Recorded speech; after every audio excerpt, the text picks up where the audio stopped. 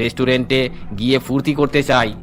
দেখুন দারোগা বাবু, আমার শরীর ভালো নেই, আপনি এখান থেকে চলে যান, না হলে আমি চেঁচিয়ে গ্রামের লোকদের ডাকবো। তুমি জানো না সোনা, এই সময় গ্রামের সব লোক তাদের খামারে ধান কাটতে যায়। এই সময় তোমার হেল্প করার জন্য তুমি কাউকে পাবে না। মদন সিং পূজাকে এই বলে তার সঙ্গে খারাপ ব্যবহার করতে যায়। পূজা সেখান থেকে পালিয়ে খামারের দিকে দৌড়ায়। আরে সোনামণি, কেন নিজের শরীরকে এত কষ্ট দিচ্ছ? এসব আমার এলাকা, সেজন্য আমার হাত থেকে পালানো ইম্পসিবল। পূজা দৌড়াতে দৌড়াতে হঠাৎ পড়ে যায়। দারোগা মদনও পূজার কাছে গিয়ে দাঁড়ায়। দেখুন, আমাকে ছেড়ে দিন, আমি আপনার কি ক্ষতি করেছি? আপনি কেন আমাকে বিরক্ত করছেন? না, তুমি আমার কোনো ক্ষতি করনি, কিন্তু এত সুন্দরী মেয়েকে কেউ কি কখনো ছাড়তে চায়? আমি আপনার নামে পুলিশকে কমপ্লেন করব।